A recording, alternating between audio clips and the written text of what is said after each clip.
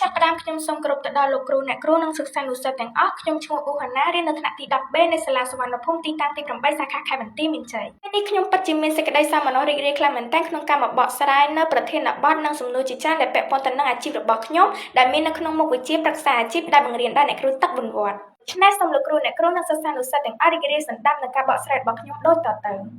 គោលដៅជីវិតមនុស្សម្នាក់ៗតែងតែមានការកំណត់គោលដៅជីវិតរៀងៗខ្លួនការកំណត់គោលដៅជីវិតគឺជាផែនការមួយសម្រាប់អភិវឌ្ឍជីវិតយើងឲ្យមានភាពល្អប្រសើរនិងមានភាពរុងរឿងនៅថ្ងៃអនាគតដូចនេះទើបមានសំណួរជាច្រើនដែលចោទសួរពាក់ព័ន្ធទៅនឹងការកំណត់គោលដៅជីវិតរបស់មនុស្សម្នាក់ៗ1តើការកំណត់គោលដៅជីវិតរបស់យើងនៅថ្ងៃអនាគតចង់ខ្លាចទៅជាអ្វីសម្រាប់នាងខ្ញុំការកំណត់គោលដៅជីវិតនៅក្នុងថ្ងៃអនាគតខ្ញុំចង់ខ្លាចទៅជាអ្នកច្នៃម៉ូដមួយដែលមានភាពច្នៃប្រឌិតនិងមានភាពប៉ិនប្រសប់ខ្ពស់នៅក្នុងអាជីពនេះហើយមូលហេតុដែលជំរុញឲ្យនាងខ្ញុំចង់ប្រកបមុខរបរនេះគឺដោយសារតែនាងខ្ញុំចូលចិត្តភាពច្នៃប្រឌិតភាពបង្កើតរបស់របរថ្មីៗនិងចង់អភិវឌ្ឍវប្បធម៌ជាតិឲ្យមានភាពរីកចម្រើនជាងនេះផងដែរជាហេតុពិតប្រាកដណាស់នៅពេលដែលយើងជ្រើសរើសអាជីពក្នុងក្តីស្រមៃរួចហើយអាជីពទាំងនោះតែងតែជួបផលលំបាកជាច្រើនតើអាជីពដែលបងអូនជ្រើសរើសជួបផលប្រឈមនឹងអ្វីខ្លះសម្រាប់អាជីពរបស់ខ្ញុំជួបផលប្រឈមជាច្រើនហើយផលប្រឈមទាំងនោះមានដូចជា1ការប្រើប្រាស់ធនធានថវិកាច្រើនក្នុងការចំណាយទៅលើការច្នៃម៉ូដទាំងនោះ2តម្រូវឲ្យមានការខិតខំប្រឹងប្រែងខ្ពស់4តម្រូវឲ្យមានការប្រកួតប្រជែងខ្ពស់5មានសម្ពាធការងារ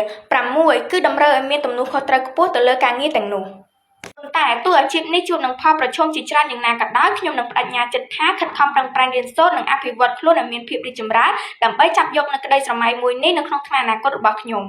ចុងក្រោយខ្ញុំសូមអរគុណទៅដល់លោកគ្រូអ្នកគ្រូនិងសិស្សានុសិស្សទាំងអស់ដែលចំណាយពេលវេលាដ៏មានតម្លៃមកស្ដាប់នៅការបកស្រាយរបស់នាងខ្ញុំពីដើមរហូតដល់ចប់ដូចនេះសូមឲ្យលោកគ្រូអ្នកគ្រូនិងសិស្សានុសិស្សទាំងអស់ជួបតែសំណាងល្អ4ប្រការគឺអាយុវណ្ណៈសុខៈពលៈកុំបីឃ្លាតឡើយសូមអរគុណ